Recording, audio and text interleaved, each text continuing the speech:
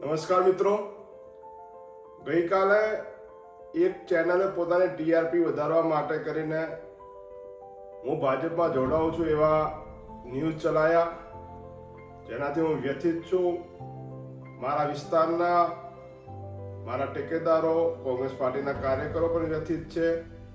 મહેરબાની કરી કોઈ પણ ટીવી ચેનલ કે ન્યૂઝ મીડિયા મારા વિશે આવી વાહિયાત વાત ફેલાવવાનું કામ ના કરે. પોતાની સસ્તી પરિસ્થિતિ માટે વર્ષોથી NSY થી લઈ યુથ કોંગ્રેસથી લઈને કોંગ્રેસ પાર્ટીના અલગ અલગ પદો પર કામ કર્યું.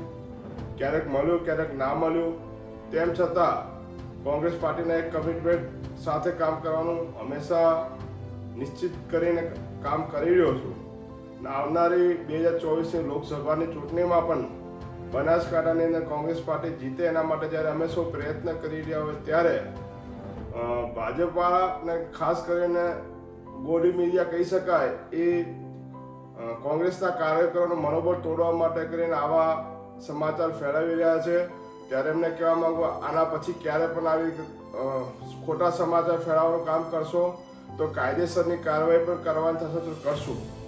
આ વિસ્તારના ખમીરવંતા લોકોએ જ્યારે 156 સીટો ભાજપની આવી ત્યારે આ વિસ્તારના ગરીબ કોંગ્રેસના કાર્યકરો, મધ્યમ વર્ગ અને તમામ સમાજના લોકોએ લગભગ 92,000 જેટલા વોટ મને જ્યારે આપ્યા હોય ત્યારે 5 વર્ષ એમની સાથે ઊભો રહેવાનો, એમના સુખ દુઃખમાં ઊભો રહેવાનો એ મારું કામ છે અને હું કરી રહ્યો છું. અને 2024ની લોકસભાની અંદર કોંગ્રેસ પાર્ટીને જીતાડવા જ્યારે મહેનત કરી રહ્યા હોય ત્યારે સૌ કોંગ્રેસના મિત્રોને કહેવા માંગુ છું કે તમે જે અમારા પરિવાર પર વિશ્વાસ મૂક્યો છે એ વિશ્વાસ હંમેશા અડગ રહેશે અને સાથે મળીને કોંગ્રેસને મજબૂતાઈથી 2024માં લાવવાનું કામ કરશું.